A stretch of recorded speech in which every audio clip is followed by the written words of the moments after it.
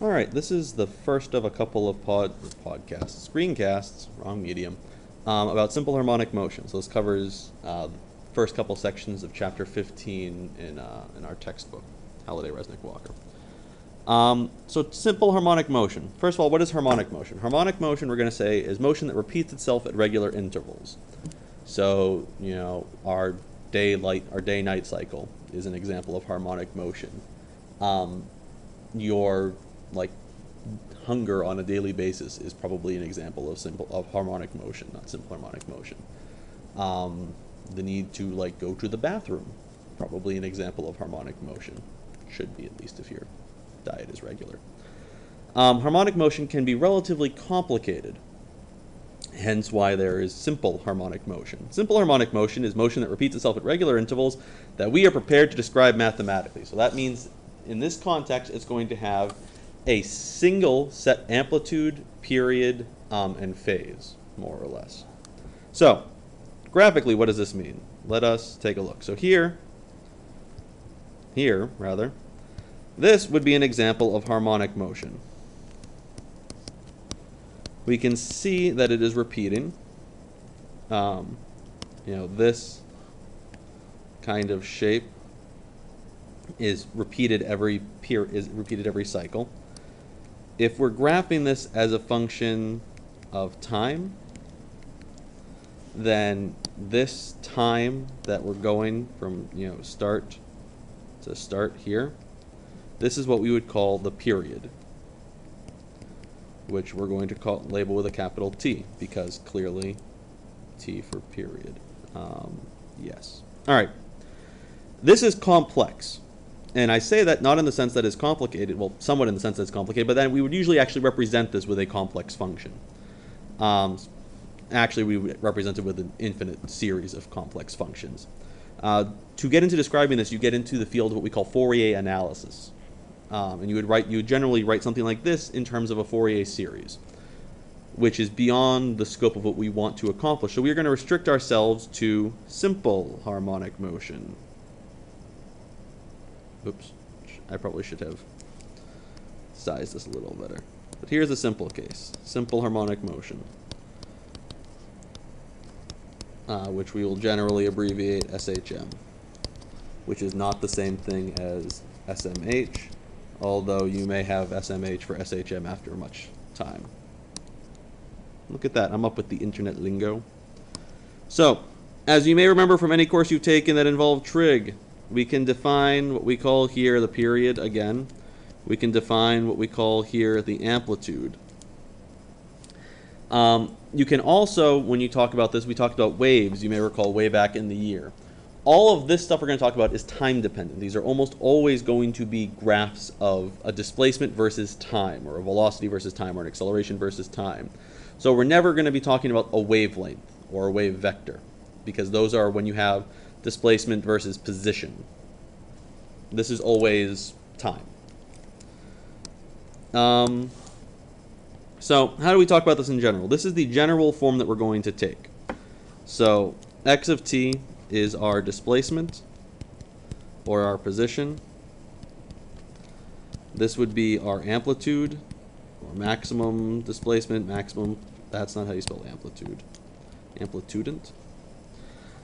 We have picked cos because we are going to allow for a general phase angle. So this basically allows it to not start at the maximum. If the phase angle is 0, then x of 0 is xm. If it is not 0, then x of 0 is not xm. It starts at some other point in this cycle. So it's basically allowing us to start in any configuration that we desire, which is convenient when we have this level of abstraction. Now this omega here, this is our angular frequency. These are terms that should have some frequency.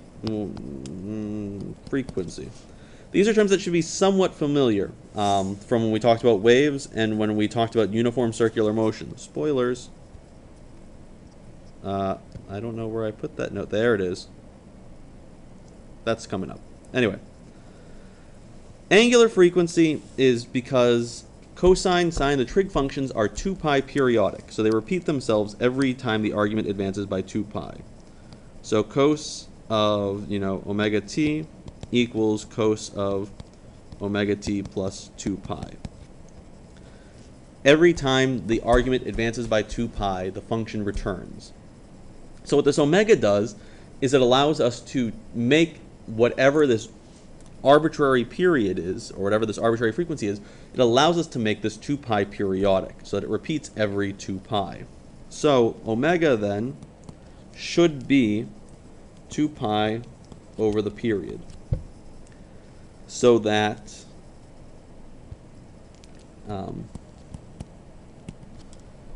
when omega t equals, so that when you have omega times the period, that's going to be 2 pi over the period times the period, so it will look like 2 pi. At any integer multiple of the period, it will look like an integer multiple of 2 pi, so it's always repeating. This is a useful definition. Incidentally, you may also want to recall that the period and the frequency are inversely related. So alternatively, this is also a useful definition. Right, continuing. We should also know that the velocity and the acceleration are then related by derivatives. This should look familiar. When we were doing uniform circular motion, we had the same kind of relationships. We defined it in the same exact manner, where we had this thing that, that the acceleration is proportional to the opposite of the position. They point that they are, that they have the same phase, in this case we would say, but that their magnitude is flipped. So the sign of them is flipped relative to each other. Now, since we've studied forces since then, we can go a little further now. We can say that, we can multiply both sides by m. Why would we do that, you might say? Well, because we know that ma is the force. So now we have a situation where the force is proportional to the position, which should look like a spring. It's all about the springs. So if we go a little further with this, so here's what we have from springs. Here's what we have from simple harmonic motion. So what we're going to see is that if you have a force that is, proportional to the opposite of your displacement, you will get simple harmonic motion. And particularly, this is the angular frequency at which you will have simple harmonic motion. For a mass m on a spring constant k, it'll look like root k over m. So if I have something like this, okay, m, this thing, if I pull it, is going to wobble,